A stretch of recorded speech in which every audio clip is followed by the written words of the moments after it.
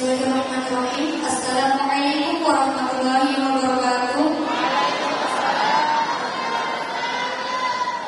Perkenalkan, nama saya Atika Miriam Zayyana.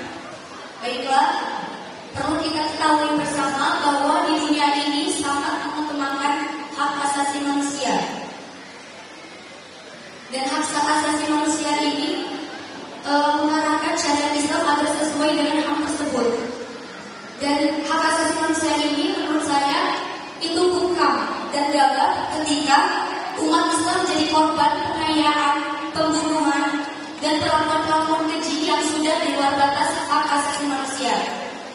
Seperti yang kita ketahui bersama di sini, atas masalah yang pernah muncul, yaitu yang dialami oleh Habib Rizik bin Syihab.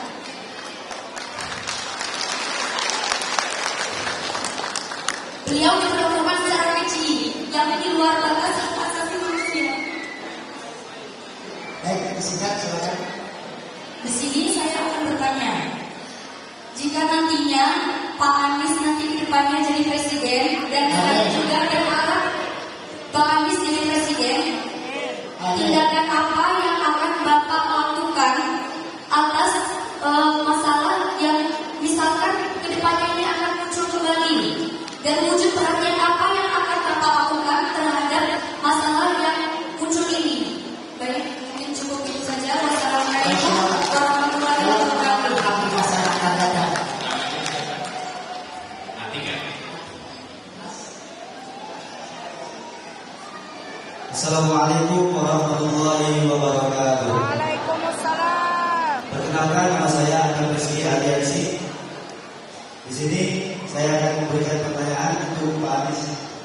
Pertanyaan saya, perhatian apa yang akan Bapak berikan kepada sekolah swasta yang notabene pondok pesantren, agar kami seluruh santri yang ada di Alisala khususnya dan seluruh pesantren di Indonesia turut merasakan pemanfaatan dan kenikmatan proses pembelajaran dengan sarana dan fasilitas yang memadai.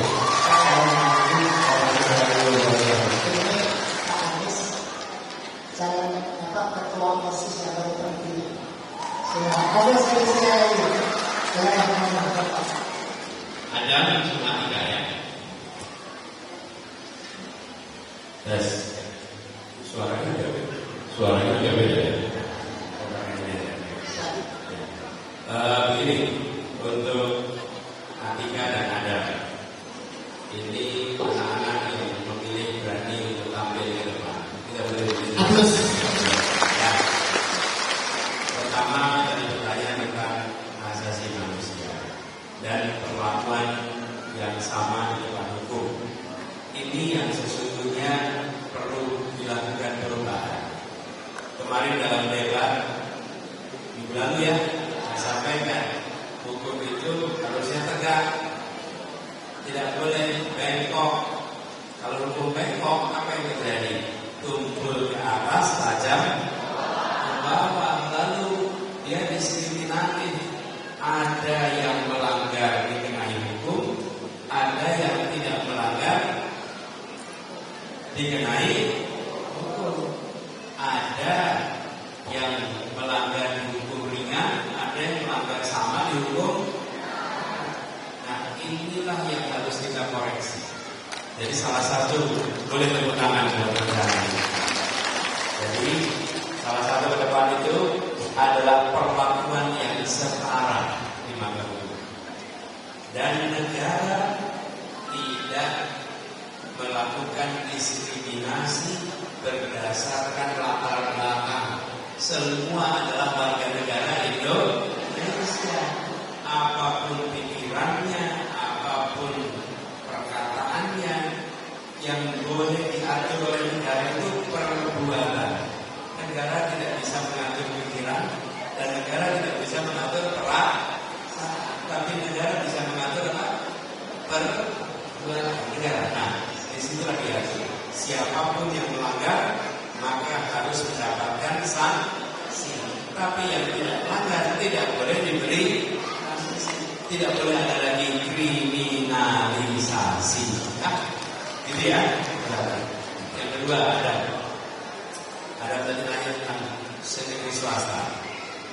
selama ini banyak kebijakan pendidikan yang disusun untuk membantu sekolah negeri, tapi sekolah swasta malah ada apa? Betul. Nah, kami melihat ada beberapa perbedaan. Satu, ketidaksetaraan antara negeri dan swasta. Yang kedua, ketidaksetaraan antara sekolah umum dan sekolah diniyah atau agama. Dan kita ingin kesetaraan dihadirkan pada semuanya supaya dana dari negara bisa sampai kepada semua dan fasilitasnya sama. Bahkan kalau sekarang kalau di Jakarta, penerimaan siswa baru disebut PPDB ya. PPDB itu negeri dan swasta jadi satu. Jadi ini yang saya katakan itu bukan akan, sudah dikerjakan di Jakarta. Di Jakarta itu plus siswa baru satu sistem. Jangan ditawarkan, silakan sekolah swasta yang ikut. Kalau sekolah swasta ikut, maka dia ikut dalam sistem penerimaan siswa baru bersama-sama. Dan mereka akan dapat bantuan dari pemerintah supaya kualitas pendidikannya setara dengan sekolah-sekolah negeri. Jadi dengan begitu kita satu kesatuan. Karena saya katakan ini anak-anak yang pada mau sekolah di Jakarta, itu karena saya di Jakarta, itu kan membayar pajak kita juga. Kenapa kita beda-bedakan? Dan kita harus bilang terima kasih sama swasta. Kalau tidak ada perguruan swasta, siapa yang mendidik anak-anak kita yang tidak pertama di sekolah negeri? Jangan swasta dianggap kompetitor. Justru swasta itulah penyelamat anak-anak kita. Kecuali kalau sekolah negeri itu bangkunya sudah cukup. Kenyataannya bangku sekolah negeri belum cukup. Kalau tidak ada swasta, kemana anak kita nggak sekolah? Jadi ini yang harus kita ubah, ya. Begitu ya. Ada apa tiga ya? Terima kasih. Silakan foto bersama sambil saya foto bersama mengajukan permohonan istimewa. Selanjutnya mohon perwakilan satu orang dari dulu honorer ya. Ini terakhir 3 orang saja. Mohon maaf. Perwakilan dari pondok pesantren yang lainnya dapatkan ketua Polres langsung dan juga perguruan tinggi. Ini terakhir ya. Setelah ini saya akan serahkan kumpulan soal. Ini perwakilan dari Polres langsung, perguruan tinggi dan guru honorer, silakan Mbak. Oke, silakan. 3 orang saja, mohon maaf. Oke, dari Pauli, oke, ya.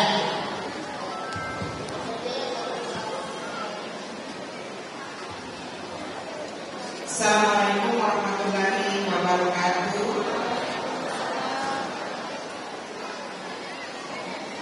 Perkenalkan, saya Ibu Suraida, mewakili dari Pauli Bapak Tinggal. Kami mendoakan semoga pasangan kami menang 1 putaran. Amin. Kami hanya mengingatkan kepada Bapak bahwa di ulang tahun Pauli tahun 2022 yang lalu kita bersama-sama orasi di Monas. Bapak ikut kan? Oleh karena itu kami akan bertanya kepada Bapak, di manakah orasi kita kemarin kita menuntut agar tidak ada lagi istilah PAUD non formal dan non formal. Sekarang ada kan PAUD formal dan PAUD non formal. Kita mengharapkan kalau Bapak terpilih nanti tidak ada lagi PAUD formal dan PAUD non formal. Yang ada hanya PAUD saja, seperti itu Pak. Oleh karena itu kami mengharapkan kepada Bapak untuk ada perubahan, karena kami lihat ada perbedaan layanan antara guru formal dan guru non formal. Padahal fungsi kami sama Pak. Sama-sama mendidik anak usia dini, kualifikasi kami sama, kompetensi kami juga sama, kurikulum yang kami pakai juga sama. Tapi mendapatkan layanan yang tidak sama dari pemerintah sekarang. Demikian Pak. Wassalamualaikum warahmatullahi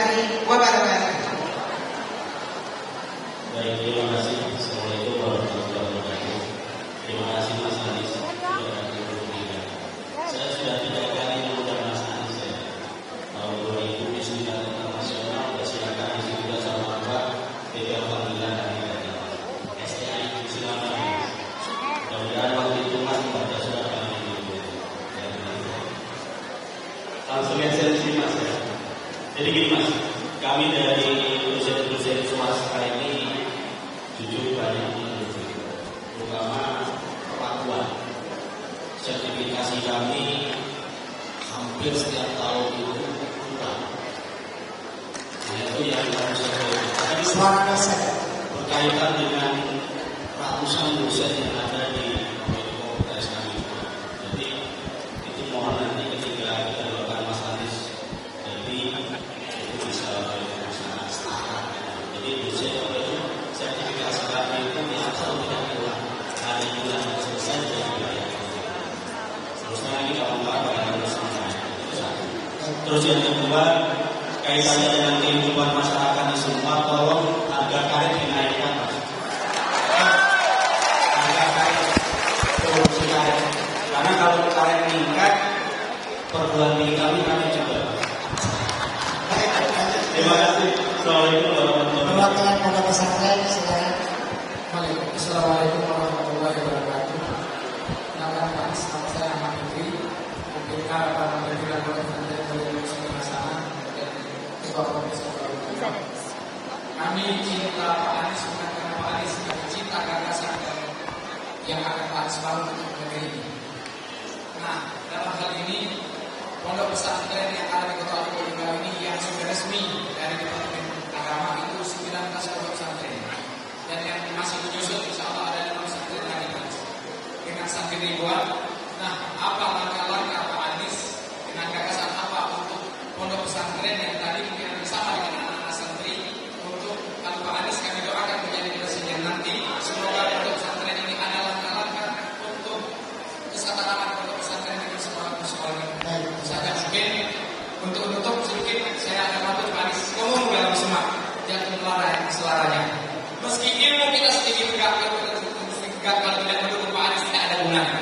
Saya satu lagi singkat saya jawab. Oke, Assalamualaikum warahmatullahi wabarakatuh. Saya Desi Natalia, guru SDIP Anida Lubulingga. Jadi saya mewakili guru-guru honor dan guru-guru sekolah swasta, Pak Anies ya. Nah, saya juga pakar kurikulum di sekolah. Jadi yang saya ingin tanyakan, apa resolusi Bapak untuk kurikulum pendidikan di Indonesia? Karena beberapa tahun terakhir kita terjadi perubahan kurikulum yang bukan cuma menguras energi guru saja, tapi juga menguras kantong negara. Jadi kami ingin kebijakan pendidikan khususnya di kurikulum dalam jangka panjang sehingga nggak ganti-ganti kurikulum lagi seperti itu Pak. Terima kasih. Assalamualaikum warahmatullahi wabarakatuh. Ya, ini dari yang terakhir dulu aja.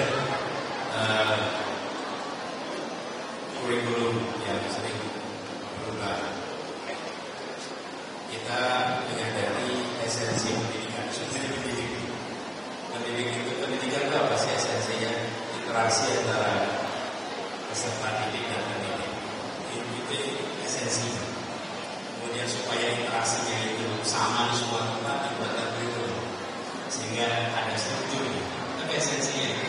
Karena itu saya memandang kunci kemajuan pendidikan itu bukan pada gonta-ganti kurikulum, tapi pada peningkatan kompetensi guru dan kepala sekolah.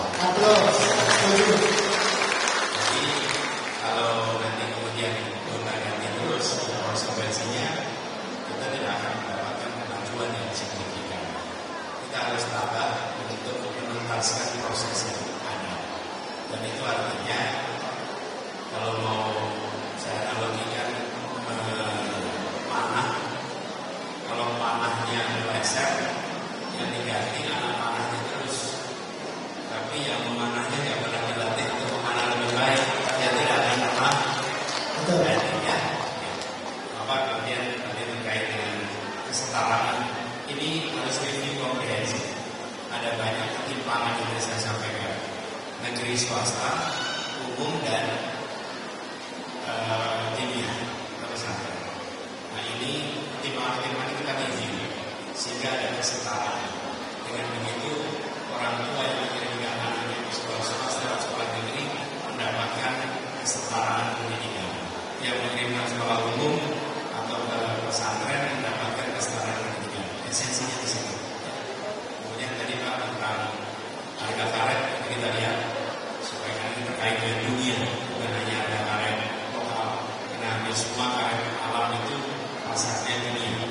Tapi ini salah satu hal yang kita ingin tingkatkan.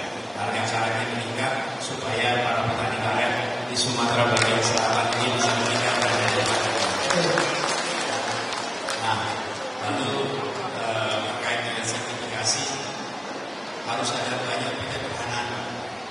Jadi dosen sekarang itu rumitnya luar biasa administrasinya. Jadi waktunya habis untuk urusan administrasi. Kapan ada prestasi kalau dijebak waktunya urus administrasi. Nah ini harus kita cari langkahnya. Di sisi lain jangan sampai longgar dalam monitor kinerja. Karena kita ini jangan sampai ekstrim, Pak. Tidak diawasi atau diawasi ketat sekali. Kita ingin ada keseimbangan di situ, ya. Menimbul formal dan informal itu benar. Kita ingin semua ini gagasannya.